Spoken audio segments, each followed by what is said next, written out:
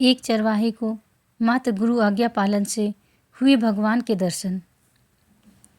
अगर गुरु के वचनों में विश्वास हो तो जीव का कल्याण हो जाता है। एक सीधा साधा गांव का भक्त था। वह कभी कथा नहीं सुनता था। वह एक चरवाहा था और गाय चराता था। एक दिन उसके मित्रों ने कहा कि तुम कभी तो कथा सुन लो, रात दिन पशुओं के पीछे घूमते रहते हो, पशु बुद्धि हो गई है तुम्हारी, कभी तो भगवान की कथा सुन लो। इसके बाद एक दिन उसने कथा सुनने के लिए जाने का निर्णय किया। सत्संग में चर्चा चल रही थी कि जिसने मनुष्य जन्म लेकर गुरु मंत्र नहीं लिया और नाम जप नहीं किया उसका जीवन व्यर्थ है, ऐसा मनुष्य मुर्दे के समान है। वह यह बात सुनकर चला गया। अब यह बात बार बार उसके दिमाग में आ रही थी कि पंडित जी कह रहे थे कि जिसने गुरु मंत्र नहीं लिया और नाम जप नहीं किया उसका जीवन मुर्दे के समान है। जिन हरि भक्ति हृदय नहीं आनी, जीवत सव समान ते ही प्राणी। जो नहीं करे राम गुण गाना, जी सो दादुर जी है समाना।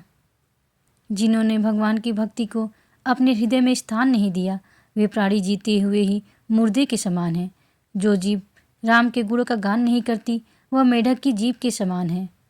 वह दूसरे दिन फिर कथा सुनने गया और पंडित जी से मिलकर उसने कहा, आपने कल कथा में कहा था कि गुरु मंत्र लिए बिना जीवन मुर्दे के समान है, आप ही मुझे गुरु मंत्र दे दीजिए। उन्होंने उसे टालते हुए कहा कि कथा के आखिरी दिन मिलना तो मैं तुम्हें गुरु मंत्र दे दूंगा। कथा के आखिरी दिन पंडित जी कथा करने के बाद शौच के लिए लोटा लेकर जा रहे थे। अब वह तो गुरु मंत्र लेने के लिए आतुर था, तो वह भी उनके पीछे चल दिया।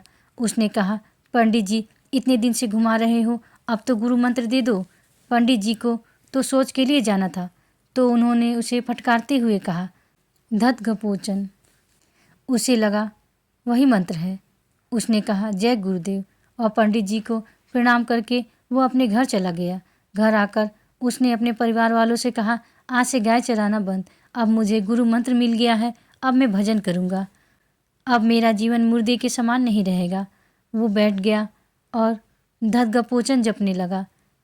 अब इसमें ना कोई भगवान का नाम है और ना कोई मंत्र है। उसकी ऐसी लगन लगी कि वो हर समय बस यही जपता रहता। श्री कृष्ण जो बड़े बड़े मुनियों के ध्यान में नहीं आते, वह सरल और भोले भक्तों को आसानी से मिल जाते हैं। भगवान यह सब देख रहे थे और उन्होंने रुक्मणी जी से कहा, चलो आज एक भक्त के दर्शन करने चलते हैं। रुक्मणी जी ने कहा, बहुत दिनों बाद आपको किसी भक्त की याद आई है, जरूर कोई बड़ा भक्त होगा। रुक्मणी जी साधारण वेश में भगवान के साथ गई।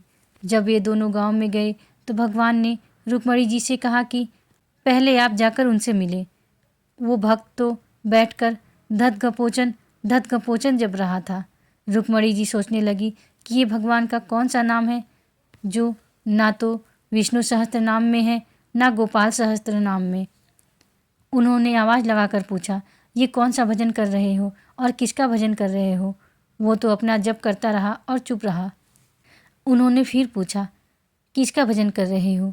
2-3 बार पूछने के बाद उसे गुस्सा आ गया और उसने गुस्से से जवाब दिया कि तुम्हारे पति का। रुक्मणी जी वापस आई और प्रभु से कहने लगी कि बहुत जानकार भक्त है, मैं तो इतना छुप कर गई थी, फिर भी वो मुझे पहचान गया। भगवान ने कहा, हाँ, तभी तो हम इसके दर्शन करने आए हैं। रुक्मणी जी ने भगवान से कहा, आप उस भक्त के दर्शन बाद में करना, पहले मुझे ये बताओ कि वह आपका कौन सा नाम जप रहा है जो मुझे नहीं पता। भगवान ने कहा, यह नाम तो मुझे बहुत प्यारा है, यह मेरा ब्रज का रखा हुआ नाम है। मेरा यह नाम मैया ने रखा था। एक दिन मैं अपने सखाओं के साथ मिलकर चोरी चोरी माखन खा रहा था और उन्हें भी खिला रहा था। इतने में मैया और गोपीजन आ गई। उन्होंने कहा, कन्हैया यह क्या कर रहा है?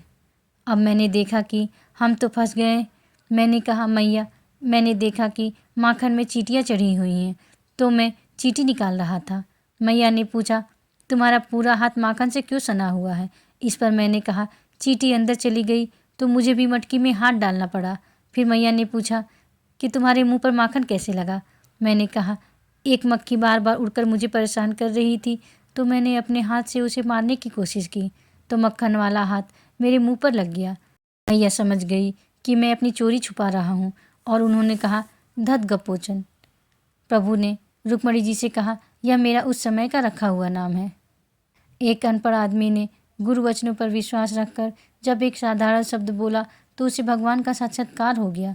भगवान तो सर्वलोक महेश्वर और सर्वज्ञ हैं। वे हर अक्षर में विराजमान हैं। फिर राधा नाम तो स्वयं हरि जपते हैं। राधा नाम तो परम प्रेम में है। जब उस व्यक्ति ने विश्वास करके दत्त गपोचन जपा तो उसे रुक्मणी जी और द्वारकाधीश भगवान दर्शन देने आ गए। राधे राधे।